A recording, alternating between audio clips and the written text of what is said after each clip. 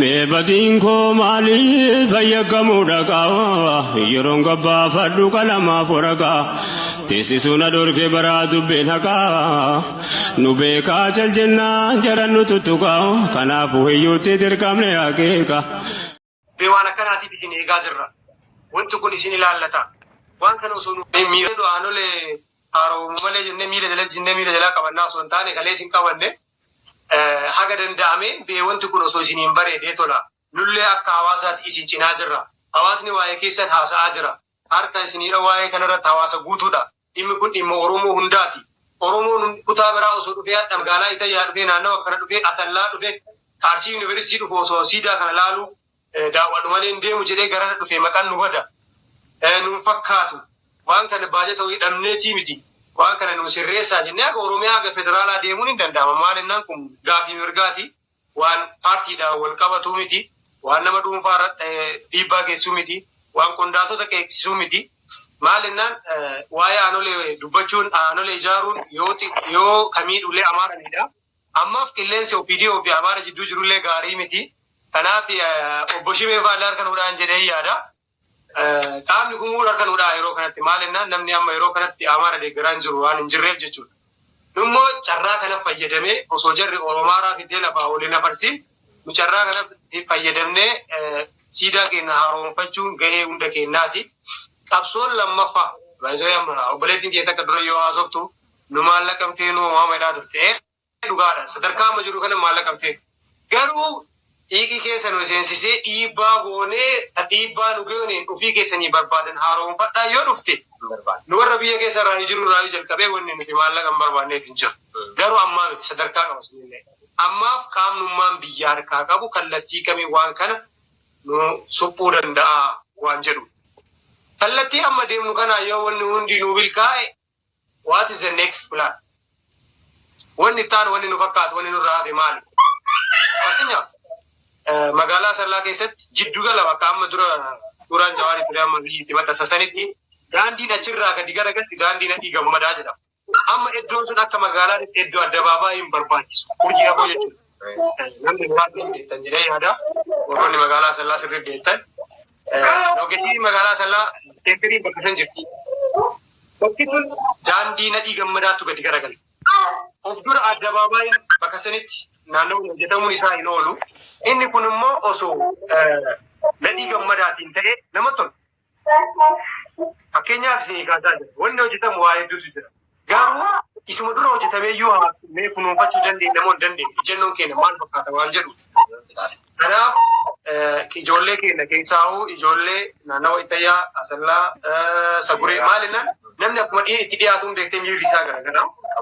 Wanni kunillee akkuma itti dhiyaannuun immoo qaama naannoo sanii dhiyaatu ilaallata baay'isawee. Inni fagoo amma siidama kana iyyuu ijaan arguudhaaf kaa'uu baay'een isaa. Namoonni naannawa kana jiran immoo ijaan arganii keessa deemanii bakki harmi itti fannifame eessa, bakki harki itti fannifame eessa, bakki itti dhiira quceedhaan eessa. Kana hundi ofii keessa deemee ilaala waan ta'eef seensitiiviidha wanti kun nama naannoo san jiruuf jechuudha. Mukni qilxuu sun eessa? Mukni qilxuu sun hojii namoo hin jiru. Siidonneen achi jiran kam fa'a? Oromoo wantu fakkaata moo hin fakkaatu? Ansi komandoo nama samoo nama hin gammadu.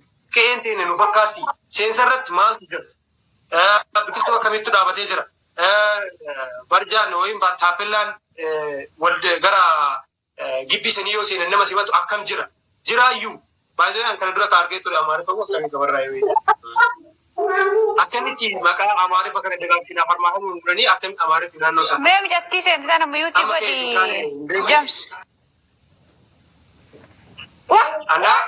Wanni kun waan nama hundallee ilaallatu waan dirqama hundi kennallee yaaduu qabnu. Kanaaf amma sadarkaa amma jirru kanatti biyya keessatti wantoonni assaayimentii nama muraasaa kennee hojjetamu jira, ofiilee hojjennu jira. Haa ta'u garuu isin amma onlaayinii irratti yeroo ammaa kana maaltu hojjetamuu qaba? Hagamta akka dhimma aanolee namni quba qaba. Aanolee maaliif jira? Gaafii kana walii kaasnee gaafa yaada kana wal jijjiiraa deemne yoo warri kan mootummaa sunillee nu dhiibu ta'e carraa nuti FB'dhaan ta'e TikTok'dhaan kallattii sooshaal miidiyaa garagaraatti dhiibbaa godhuu hin bal'ata. Garuu eega wanti jarra waa hin balleessanii duubaa kaaneedha. Kana abdiin jirreen nama ijaaraa gana dhiibbaa goona akkas goona jechuun immoo meebii ulfaachuu danda'a. Kanaaf hundi kennaa dhimmi kun dhimma kennaa dhimma walooti. Dhimma sikkoo mandoo qofaa yoo miti dhimma Oromoo guutuutii maalinnaan seenaan kun Oromoo keessa yeroo hedduu booldi ta'ee ba'a.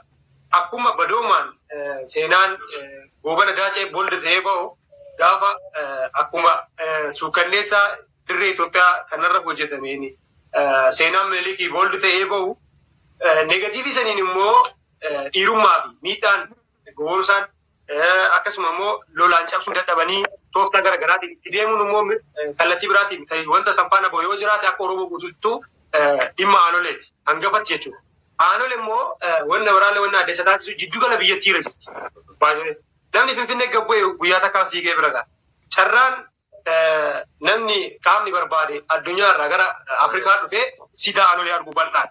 Haa ta'u malee daandiin isaa akkam jira? Haalli simannaa isaanii akkam jira? Osoo dhattee hoo akkam simatu? Bakkummaan ta'anii waa dubbatan jira ilaa filame. Kana yoo laalle wantoonni nama yaadsan waa hedduutu jira baay'ee. Iddoon sun kunuunfama bishaan qabaa battala yaa'aa kaleen iddoon sun battala yaa'aati akka arsii guutuutti battala yaa'aati. Arsiin gosti achitti wal hin gahin hin jiruu jedhamee haasa'ama akka seenaan haasa'u jechuudha. Gosti harmaaf harka muramee achitti hin jiru. Maalinnaan guyyaa sun guyyaa seera tumatan ture. Sikkoo mando guutuun waa beekamaa gamana achi wal gahaa ture. Kalee battala yaa'aati hadha hoo battala yaa'aatti bakki ture.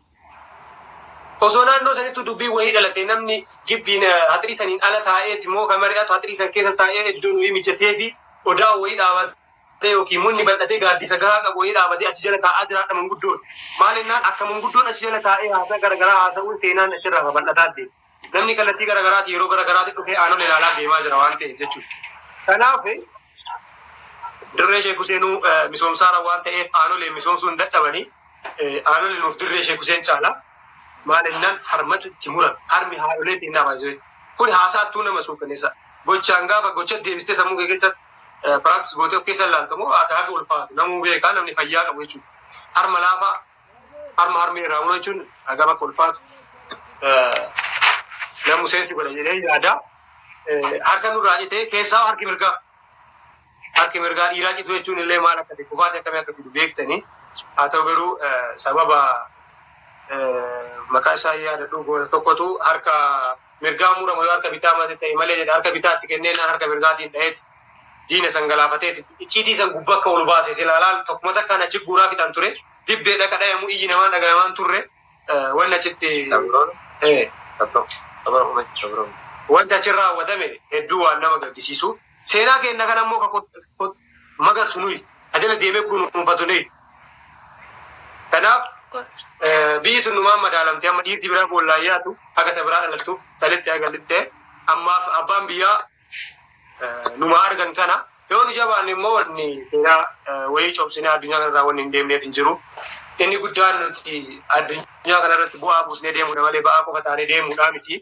Kanaaf hundi keessanuu dhimmi kun dhimma kiyya jettanii hojii keessatti dhiistanii yeroo keessan aarsaa gootanii waa'ee kanarratti haasa'uu keessaniif hedduun itti gammada ulfaadhaalee jechuun barbaada hunda keessaniinuu jechuudha. Maalinnaan gatii yeroo namuu beekaa namuu osoo hojjetee taa'uu irra. Mee batiin koo maaliif fayyadamuudha qaba yeroon gabbaafadhu qalamaaf waraqaa teessisuun adorkee baraa dubbeen haqaa nu beekaa jal jennaa jaran nu tuttuqaa kanaafuu hiyyuutti dirqamne akeeka.